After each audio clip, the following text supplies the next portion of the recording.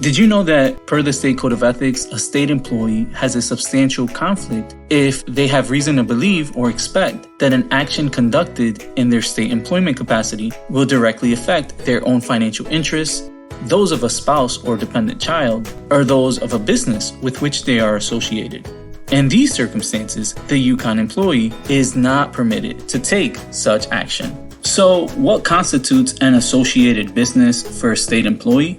Well, an associated business is defined to include any entity through which business, for-profit or not-for-profit, is conducted in which the state employee or a member of their immediate family, spouse or child, is a director, officer, or holder of significant ownership interest.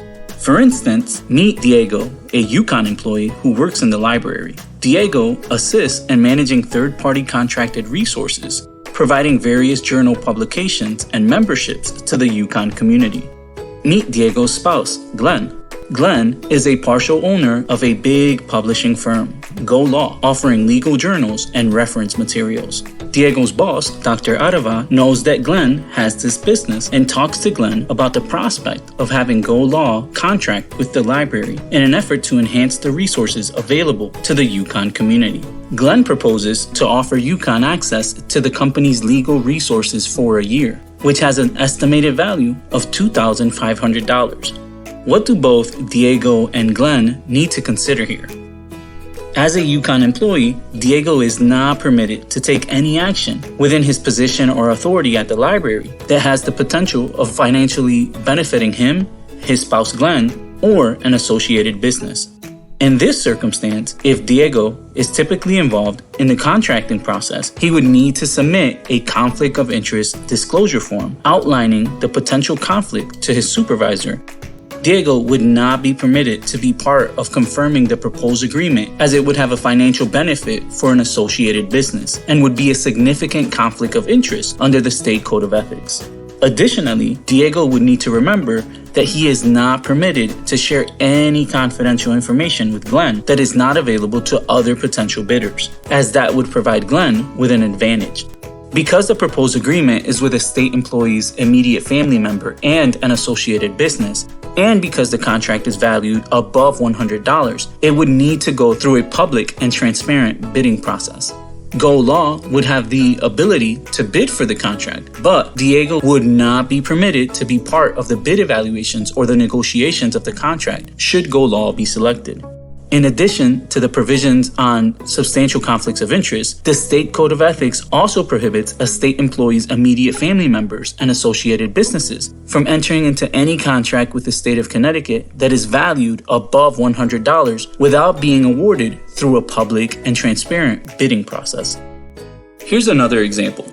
Meet Celina, a longtime employee at UConn who works as an administrator in athletics on the store's campus.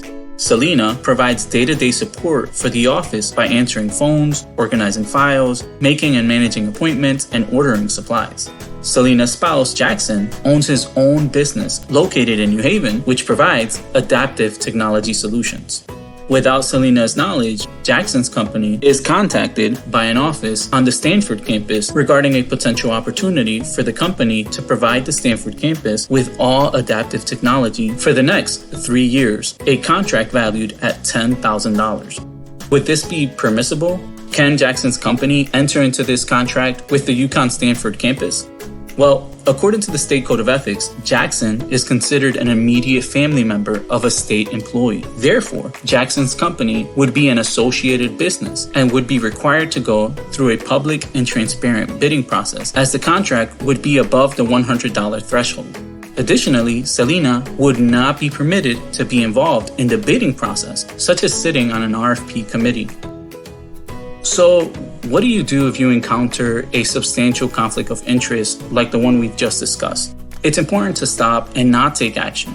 Rather, seek guidance from the Office of University Compliance. As state employees, we have a responsibility to abide by the State Code of Ethics. By taking steps to seek the proper guidance, you can avoid non-compliance, which can result in fines up to $10,000 per violation from the Office of State Ethics, as well as potential disciplinary action by the university. Thank you for your time, and be sure to check out other informational compliance clips in the near future. As always, please feel free to contact the University Compliance Office for information related to this or other compliance matters.